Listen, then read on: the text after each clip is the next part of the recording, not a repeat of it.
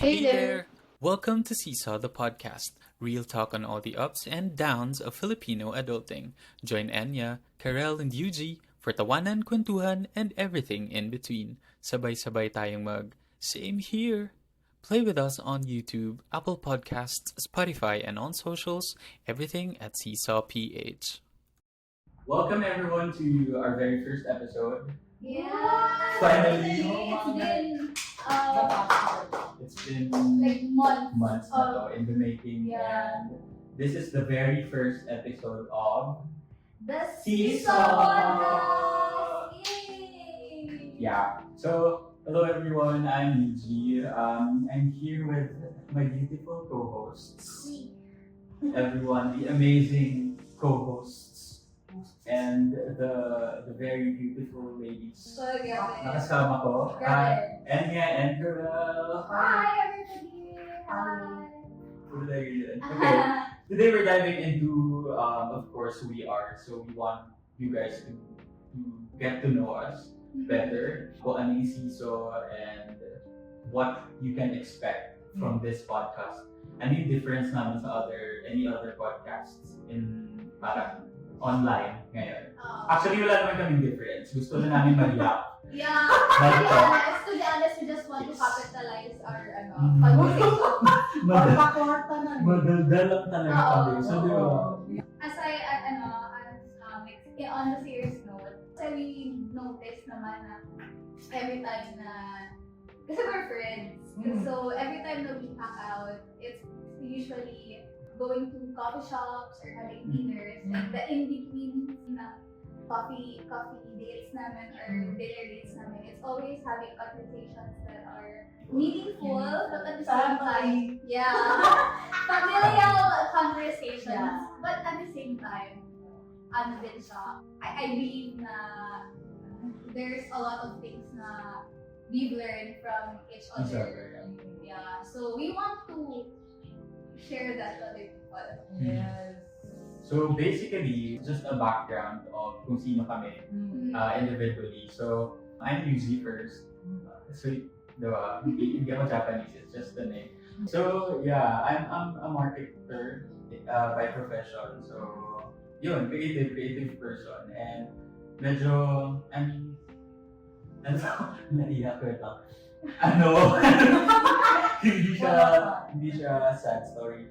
Pero yun lang, a professional, marketing professional, and working sa corporate and now remotely for like 8 years already. So, alam niyo yun, it's been a struggle. And yeah, next. Sige, ako na. Ako si Karel. Ako yung millennial represent daw. Yeah. Tapos I'm an architect sa profession. Uy! Freelance ako ngayon. Siguro ang struggles ngayon as freelancer, siguro pwede ko ma-share. Tapos, syempre ang millennials, mas grabe ang midlife crisis na ako karoon. So, mas mas matakil ba? Kasi, well, namadaan ako sa stage. Ikaw yun eh. Yeah, Diba? You right now. Yeah. So, about to ako ma-share.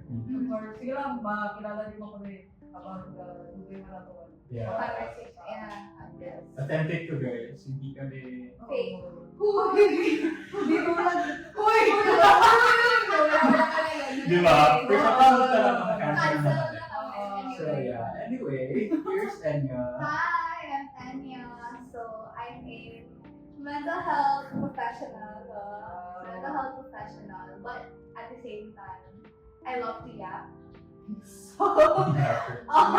Professional yapper. Yeah, actually, I'm very much convinced na I will marry someone na may surname na yap just to, make it my aesthetic na make ko Enya yap. Yeah. Diba? True to life. So anyone, kung baka yap dito mo, call her. But yeah, what I can offer for this podcast is to really give psychology-driven advices. Back. At the same time, I'll also give my 2 cents in life, in adulting, in something related, being a panganay. I'll give what I can give.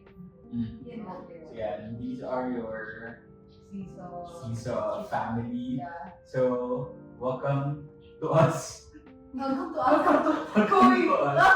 Basically, Seesaw is really not, We want to be your best friends, kumbaga. Your best friends online. Na let's have conversations that are hard to discuss, but it's a matter of time that we have to discuss It's it. really Yeah. up for discussion na talaga yung mga bagay-bagay, diba? Oh. And yeah, and we chose also the seesaw, diba? Our icon, our logo is a seesaw because we're here to talk about like the ups and the downs of life.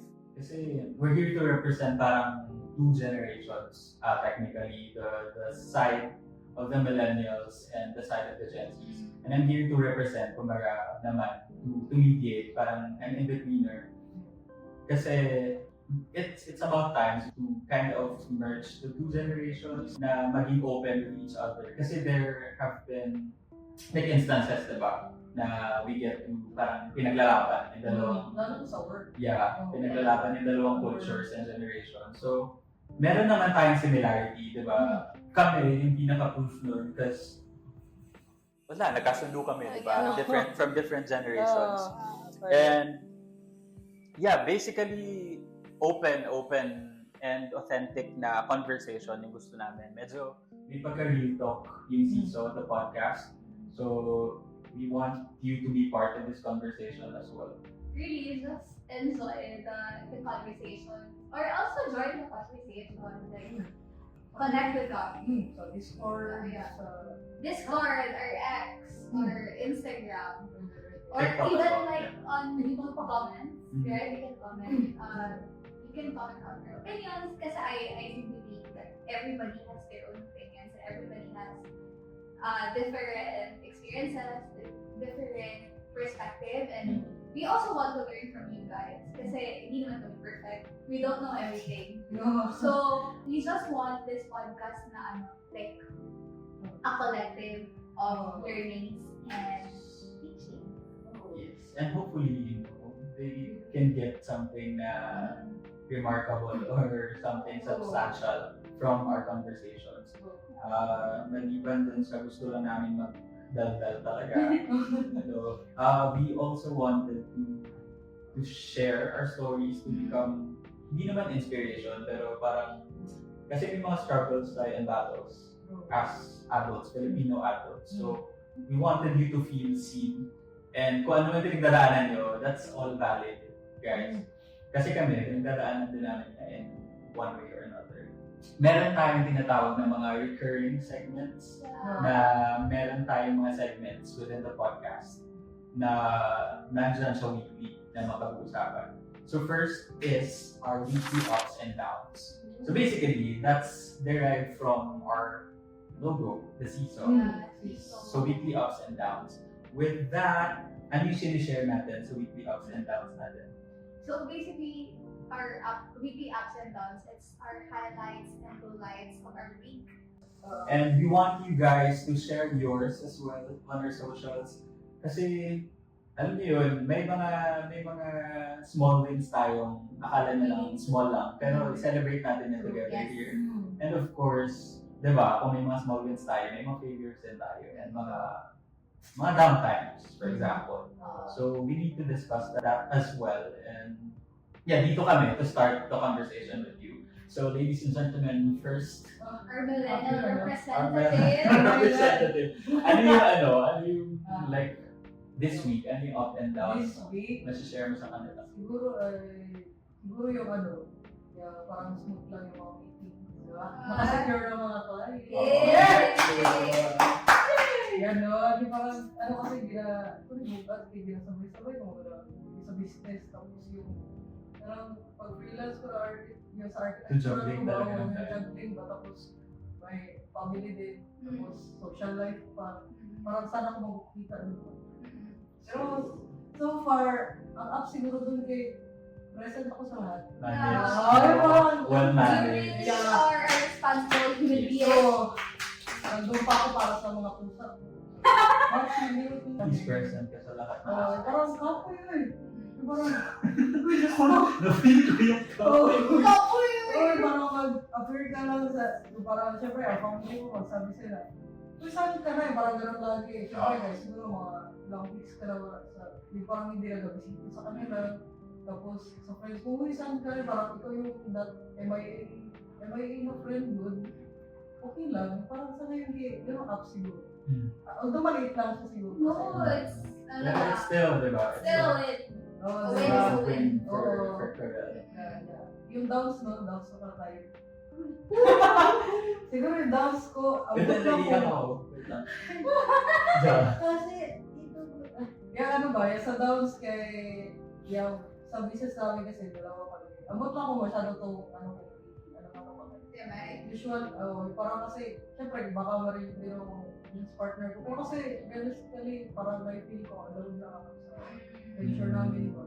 Amot lang, para sa other nag-business, yung parang marami kayo, pero parang ikaw lang nag-work. Yung delegation ng Oo, tasks. delegation ng task. Mabigat pa. Kahit nasa mauwan nyo na yung parang nasa memorandum nyo na yung task nyo, ikaw pa rin nag-workout ng lahat.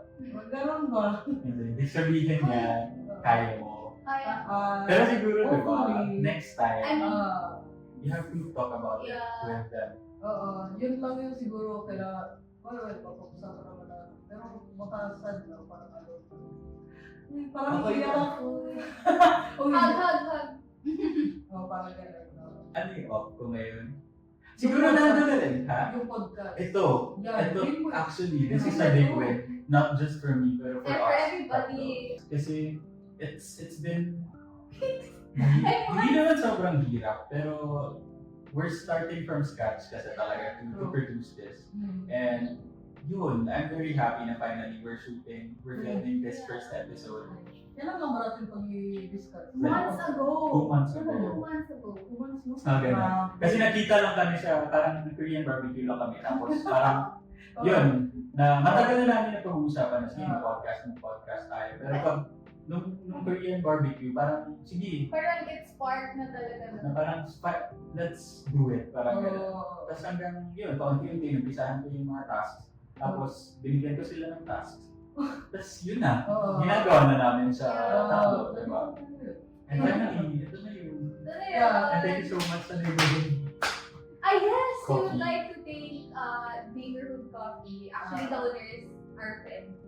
So thank you, Sen, for allowing us to film here. I love this diba? place so much. And if you're in Zensan, or kung mag-drop by kay Zensan, visit Zensan, dito na kayo mag-coffee. Yes. Actually, it's really good, to be honest. And it's not because like, he's our friend. Masarap talaga siya, guys. Masarap yung coffee, masarap yung food, and yung vibe kasi dito. Bye. Go there. Bye. Also, yun, sa down ko naman, siguro, Maliban. Parang everybody's lost. Beto. Diba? Yun, mahirap lang yung life. Mahirap lang yung life talaga. Siguro yung sa juggling din ng time and resources as a marketing professional. Or kahit a simple professional lang ngayon in this current market, parang with the inflation, The economy has been hard. diba? Like, So, super. yun na naman. Pero, di ba, yung maganda kasi kahit may mga struggles tayo na nasa-survive. Nasa-survive pa. Okay lang yan. Yeah. So, si Anya, your turn. Ako, my or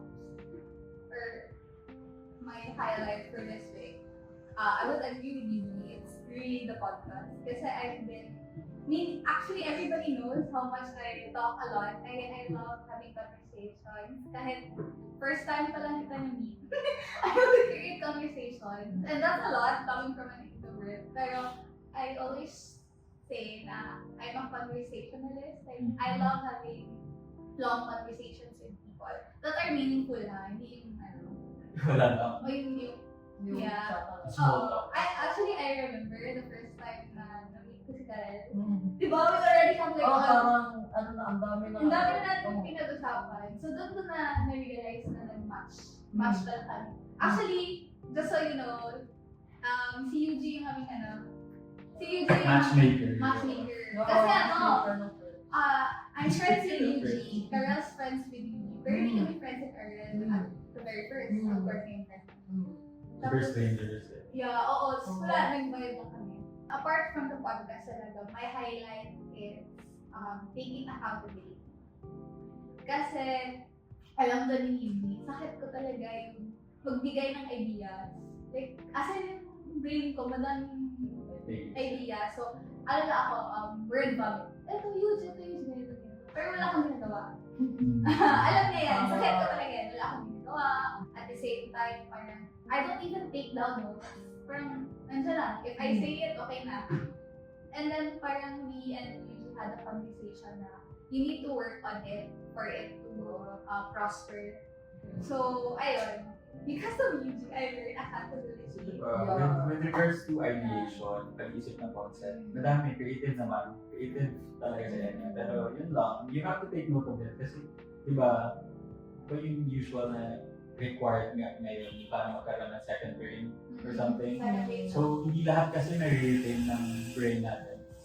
So, maganda yung idea mo, pero nakalimutan mo siya after an hour. So, yun, journaling and note-taking talaga. Actually, it's embarrassing for me to say na I don't do that. I believe the second brain kasi that's so true. Like, I'm sorry, I am a mental health professional. So that's embarrassing. That's my low for this week. Knowing na I don't practice what I preach as a psych professional or like a psychology related professional. Diba? This week, just share it to us on socials, sa comment section. Pwede na ba tayo magpinigyan? Yeah. Yung sa comment box. May mga ano tayo. Down below. Share it with us and of course we'll read it. Of course, mag-respond din kami. Kasi ilan na naman kayo in the first place. Diba? Malalaman nyo naman kung sino yung nag-reply sa inyo. Malalaman yung personalities natin through text. Through text. And through this podcast. Diba? And sa aming very first na viewer, kung sino ka man, We love you. thank you so much. We love you. We love you. Thank you so much. So next segment natin, to keep things parang fresh. Diba? Parang bago naman. Yes, sir, bago naman. Meron tayong mga other recurring segments. So, maliban sa weekly ups and downs na pag-uusapan natin, meron tayong first is yung crisis mode. So, alam naman natin na yun na, diba? Hindi lang tayo puro positive na nangyari. May mga other people din talaga. May mga other Filipino adults, even young adults na may mga dilemmas, problems, or may mga issues na pinagdadaanan, struggles na pinagdadaanan. Pag-usapan natin kung paano siya i-face or kung ano yung matutulong namin in a way sa mga may pinagdadaanan tungkol sa something na pag-usapan natin every week. Meron din tayong question of the day wherein yun lang, i-close namin yung podcast every episode ng question for you to answer para maging involved din kayo. Kasi really guys, we were very serious in what we said na we want to create a conversation. Lahat tayo. Yeah. So yun, question of the day and crisis mode. So pwede tayo mag-sample ng first crisis mode natin. So I'll give like a topic. Tapos, pag-uusapan lang natin kung may mga struggles tayo here and there about that topic. And paano natin siya nina-navigate. Kunwari, ngayon, yung pag-uusapan natin for this first episode is surprise, adulting. What's one adulting challenge na nina-navigate natin ngayon? Anong struggle natin in terms of adulting? Okay, as a Gen Z, my crisis talaga is independence as an adult. I mean, I would say I'm an independent person, pero I really struggle in making my own decisions. Kasi there's a lot of people involved while I make a decision. So I struggle with that. Kasi I know what I want. I know what I want. Pero at the same time, it seems like yung mga ibang tao na I know naman that they care for me and they're just doing their part like as a loved one. Pero at the same time, like I'm old, and I'm an adult na. So I know what I want. Like, You just fully developed yung frontal lobe ko, guys. I'm able to, like, capable na ako. you want them to trust you Yeah, to trust on me. your life decisions. At saka at the same time, I feel like kasi they still see me as a kid. Diba? Parang protective na parents. Parents. Actually, hindi lang kasi talaga yung parents, guys. It's also like the friends. Kasi ako, The baby of the group. like, even here, I'm still the baby. Oh. Yun yung struggle ko. Yung crisis ko as in adulting. Yung parang, I have to adjust myself, adjust my life decisions in accordance to other people's advices, just so that they'll, So in a way, parang bumiplease mo na lang sila. yeah, somewhat it's pleasing. Pero at Pero talagang dyan compromise. Diba? compromise, yeah. So I compromise a lot. So, yeah, that's my crisis in adulting. Sa akin siguro ngayon ang crisis mode ko na isa about sa adulting. Procrastination talaga. Sobrang dami na, tapos parang wala ka na magagawa ni isa. Bigla ka na lang magbugas ng plato, bigla ka na maglinis ng mag-rearrange ng furniture, gano'n. Ay, di naman kailangan. Maybe that's how you also handle your stress. Siguro, parang ganyan. Siguro, mahirap siguro ito. Procrastination talaga. Pero would you say na you're a productive person? Oo. Pero pang one time na yun, parang, kunwari, malapit na deadline. Grabe yung, Magkakamit. yung parang cramming. Cramming. Grabe pang cramming na style. Pero, yan yung parang defense mechanism when you're in stress. Pero at the same time, it gives you stress. Oo, ganyan. Pero yun, minsan kasi That's how we, I can relate to that as well. Kasi, di ba, na parang minsan kasi alam mo yung gagawin. Pero, alam mo yung gagawin, pero wala ka pang drive to do that. So, parang maghahanap ka ng iba. Parang hindi mo lang masabi na hindi ka productive. Hindi mo lang kasi kailangan gawin. Kasi I feel like as an adult, importante maging productive ka every day. Kasi pag hindi ka naging productive, feeling natin, hindi tayo adult. Yeah, parang wala tayong ginagawa. Diba? Pero partly, parang may procrastination na nangyayari doon. Kasi nga, hindi yun dapat mong gagawin. Pero dinidelay mo siya. Diba? Ano nyo, parang napansin ko din, like, it's also, like, generally, crisis din talaga siya ng millennials and Gen Z. I think that's our similarities sa generation ng millennials and Gen Z. Yung pressure that we give ourselves just so we could follow the societal standards of being an adult. Kasi diba, Ang bilis natin kasi parang yung transition from bata-bata, tapos biglang pagpunta mo corporate, adult ka na agad. feeling ko kasi ano ba parents nyo? Baby boomer. Gen X. Ang napansin ko kasi sa life nila, slow pace sila, like, it is what it is, pero at the same time, like, ang aga nila naging adult. Independent na talaga. No, like in their early 20s, kung ano na nga, married na, may May mortgage na. Oo, may may mortgage mortgage na, na. pero May kotse how is na. that even possible? Tapos, in our generation, ako, I'm in my mid-20s. Oh my God, scary. Uy, story! 30! Millennial. Millennial eh. Tapos, at the same Almost late 20s. ako, middle pa. And parang pressure, doon nagagaling yung pressure kasi our parents, although our parents loves us, pero I think it's part of their upbringing to Parang based compare. comparison. Yeah, they compare ourselves to their younger selves. So that's why we feel the pressure to hurry up all the time kasi maaga din sila successful or like maaga yung progress ng career nila. And I think it's not our fault na bakit medyo late tayo. It's because of the economy. Like, ang hirap. Yes, in terms of resources before sa kanila na, di ba, magkano lang naman yung lupa bahay before. Pero ngayon, try na bumili ng lupa bahay. Di ba? Dapat millions ka muna.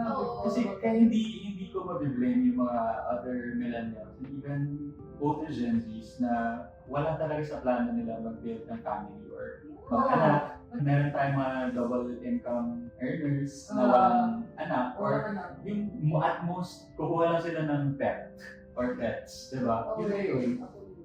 Kasi nga, di ba, imagine the burden. I mean, hindi naman sa invalidating experiences ng mga may family na. Pero siguro sa amin, I would say na ako, hindi pa talaga ako ready maging parent. Kasi it's not just the financial capability na titingnan din to become like a good parent or an enough kind of parent. Pero, di ba, emotionally speaking, kailangan ready ka din prepared. Hindi kasi tayo like the Americans na pag 18 na yung anak mo, wala ka lang. And that's something naman na good na tinitingnan ko sa mga Pilipino. Yung culture natin as Culture, Filipinos. yeah. So, kasi, Like, family is family talaga. That's forever. And, tignan mo lang ako, guys. Ako, ilang taon na ako. Pero yung father ko, parang parang akong baby niya. Kasi, ka pa rin. I know, he treats me like I'm still 15. Diba? The commitment my father gave to have like a family. I can't do that. yeah. I don't even take care of myself. How do you expect me to True. take care of It like a starts kid? with parang your capacity to take care of yourself. Yeah. Hindi mo pa kaya, diba? Hindi, I mean, kung ngayon, nasa point ka pa lang na nag-iipon ka para makabili na maanik-anik. Di ba? Paano, I mean, isipin mo, pag hindi na for yourself, yung ibibili mo ng anik-anik, di ba? Parang hindi pa, wala pa tayo sa point na siguro. Or yung sa iba, congratulations, kasi kaya nyo, di ba? Kaya nyo. Pinaghirapan nyo naman yun. We're proud of you. Very, very proud. Pero yun, in terms of adulting din, siguro yung sa akin, mag-share ko, not just the financial capability nga. Ngayon, na parang na-feel ko talaga na, super adult na ako, other than the bills. Yung parang magigets mo na yung, ngayon matanda ka na, magigets mo na bakit ganito yung parents mo. Yeah. Bakit ganito sila mag-isip. Yeah. Bakit mahirap siya before. Na parang, dati kasi, kunwari nag-away tayo ng parents natin, diba? Dati, naiinis ka, bakit di mo ko maintindihan? Parang gano'n. Pero other than, siguro, hindi nila, may mga instances na hindi talaga nila tayo maintindihan. Pero may experience na kasi sila as an adult. And siguro, some parents talaga, a handful of parents, na gusto nila i-protect tayo from, hindi naman sa wala silang trust sa atin. Pero alam nila kung gaano ka-cruel yung world, for example. Diba? Gusto lang nila protektahan tayo or gusto lang nila tayo ilayo sa harm. So parang gano'n. So yung mga ganong bagay means na-realize ko ngayon na parang, okay, kaya ganito yung reaction ng parents ko. Kasi ngayon, parang konting may mga situations na iisipin ko, ay hindi dapat yun yung ginawa ko. Parang kung babalikan, medyo bata ako. Parang, hindi siya dapat ginawa. Parang gano'n. So, as an adult ngayon, na parang na-realize natin na may sense din. Kahit pa paano, yung mga advices and naps and kung ano mga sermon ng mga parents natin sa atin. Actually, I read an excerpt of like something similar to that, but it's more of like a mother and daughter relationship. I think it was from like an article of like New York Times ata. I forgot. Sorry, I can't really give out the full source. Pero sabi doon, as a woman, she empathized with her mother, but as a daughter, she loathes her mother. So parang from that statement, you get her. Kasi di ba, like, it's also your mother's first time to be a parent.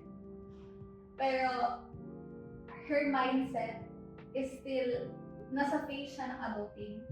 Hindi na as a parent. And hindi siya nasa phase ng parenting. So, energy na binibigay niya sa bata, it's as an adult, not as a parent. That's why like, there's a lot of mistakes. Hindi naman lack of empathy, but lack of parent kind of love.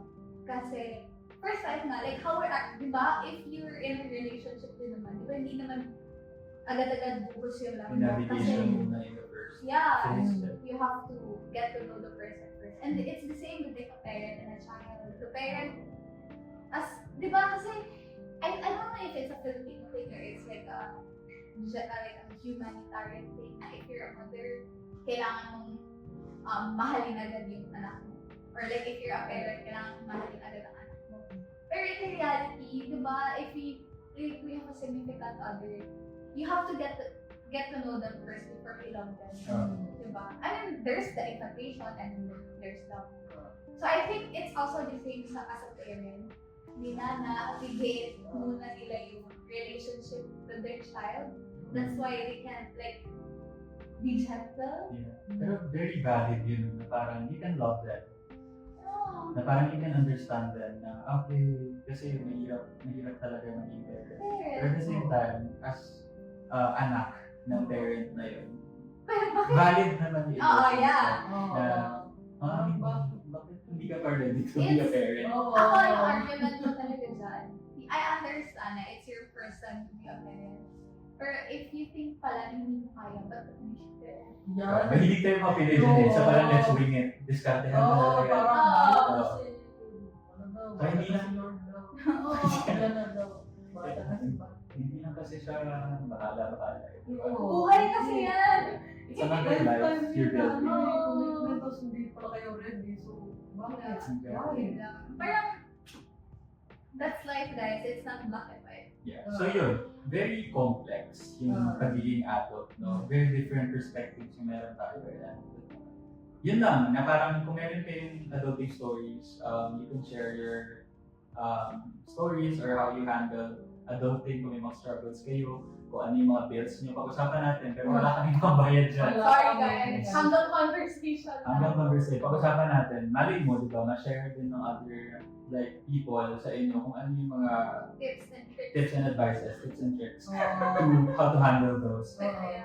And yeah, let's proceed to siguro, like the QOTD. It's the question of the day. It's a big question of the day. Balik pa rin tayo dun sa Seesaw, the podcast. Gusto lang namin malaman kung doon pa rin sa weekly ups and downs, ano yung highs and lows niyo this week and how did you handle it?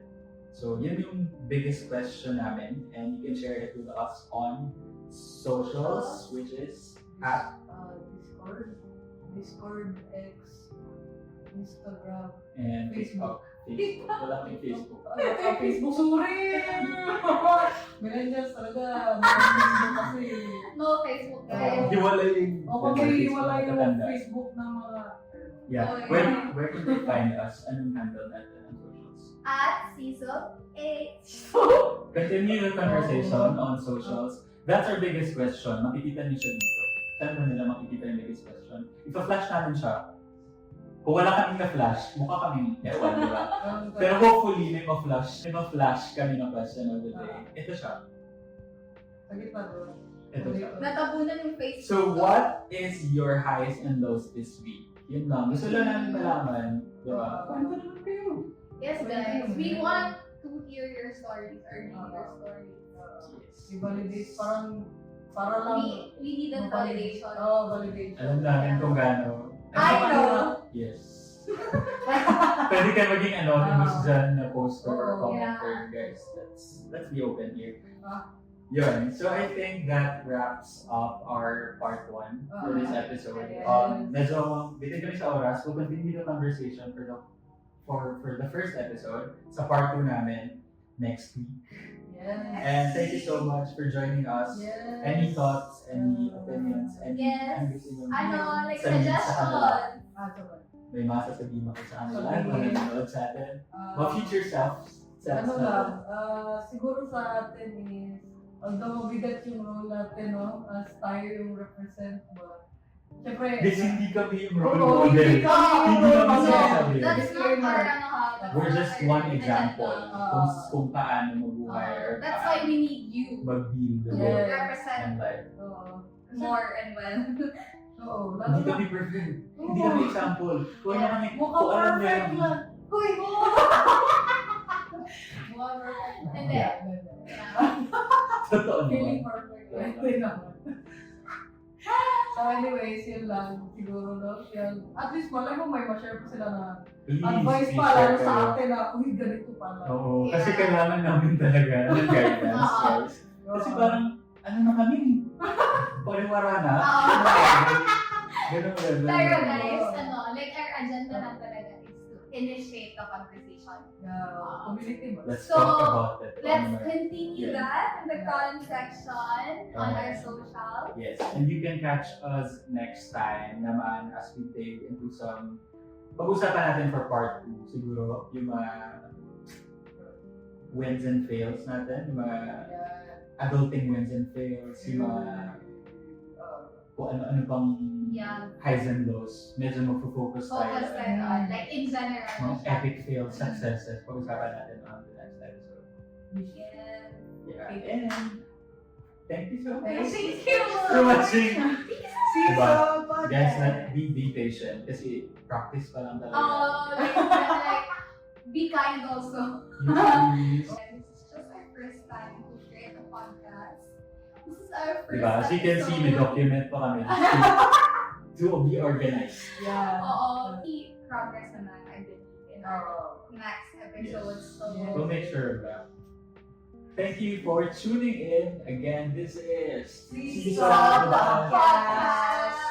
Thanks for tuning in to Seesaw the podcast. We hope you enjoyed today's conversation. Don't forget to subscribe on YouTube, Spotify, and Apple Podcasts to catch new episodes every week. Follow us at CISOPH on Instagram, TikTok, X, and join our community on Discord. Let's continue the conversation. Kita kids, this is Seesaw the podcast.